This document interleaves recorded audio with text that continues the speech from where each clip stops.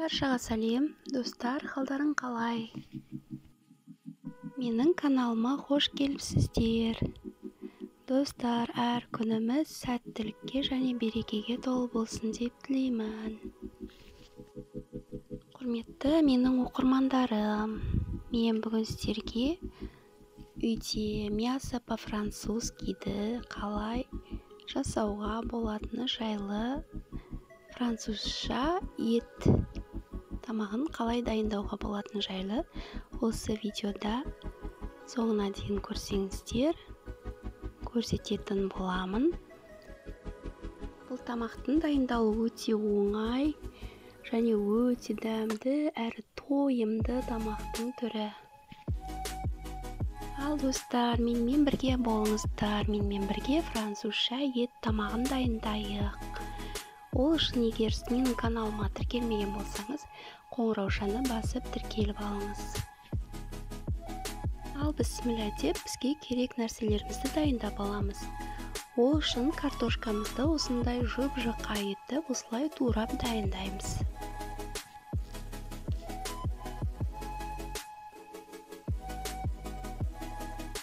Өте жұқа болу керек.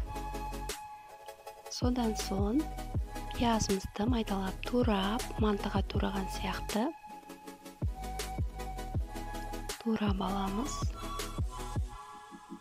Және ыдысымызға пиязымызды салып, тартылған етімізді қосып, тұз, бұрыш, дәмдеуіштерін қосып, жақсылап араластырамыз. Достар, осы видеоның астына описаниеге рецепті жазып кететін боламын. Міндетті түрде осы рецепт бойынша жасап көріңіздер.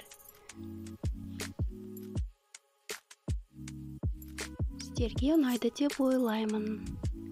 Менюңызға қосып қойсаңыздар болады. Жиі-жиі дайындап тұрсаңыздар өте дәмді тамақ. Мына достар, біздің салмамыз дайын. Тартылған етпен майдалап туралған пиязымызды араластырып, дайындап, тұз, бұрыш, дәмдеуіштерін салып дайындап қойдық. Мантының салмасы сияқты болады. Содан соң противенді духовканың ыдысын алып, жақсылап майлап аламыз. Майлап болғаннан соң дайындап қойған, майдалап турап қойған картошкамызды бір бөлігін, жартысын осы ыдысқа саламыз. Және тегістеп жайып шығамыз да бетіне тұз, бұрыш, дәмдеуіштер сеуіп, бетіне майонез салып, майонезді бір тексетіп жағып шығамыз.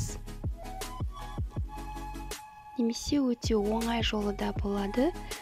Картошкамыз тұрған ыдысқа тұз, бұрыш, дәмдеуіштерін салып, майонезді салып, сразу араластырып алуға да болады. Немесе осылай жасауға да болады.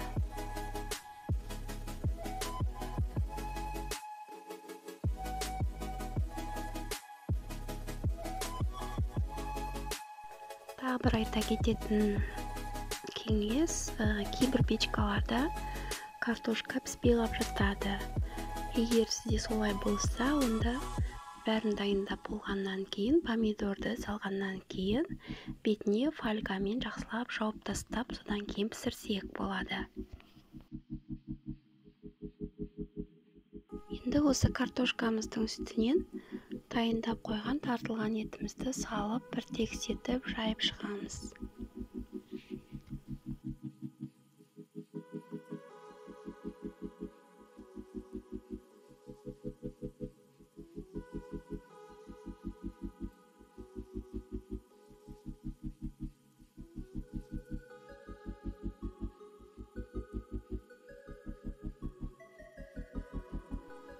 Бетіне тағы да майонез салып, қасықпен тегістеп шығамыз. Содан соң қалған картошкамызды саламыз.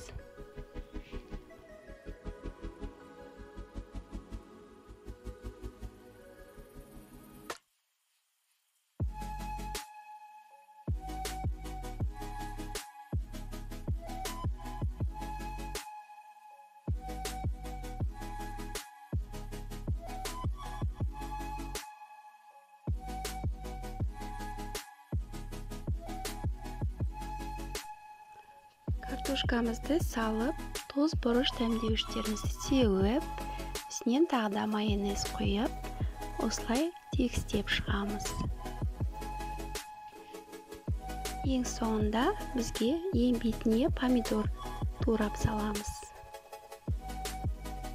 Пиццаға тураған сияқты осылай турап бетіне саламыз да, қызып тұрған духовкада, печкада 170 градуста 40-45 минут қойып пісіріп аламыз. Содан соң сырымызды осылай теркадан өткізіп қоямыз.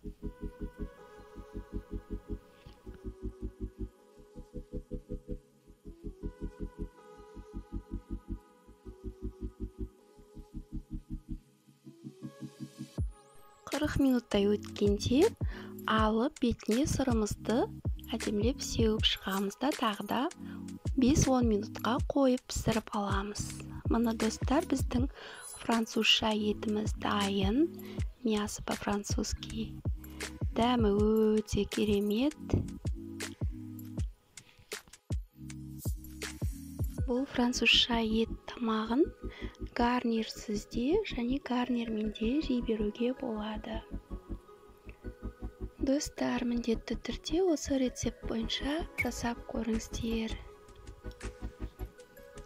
Менің келесі видеоларымды жіберіп алмас үшін каналға тіркеліп қойыңыздар. Видеом ұнаса лайк басып, комментарий жазып кетіңіздер. Рахмет, сау болыңыздар.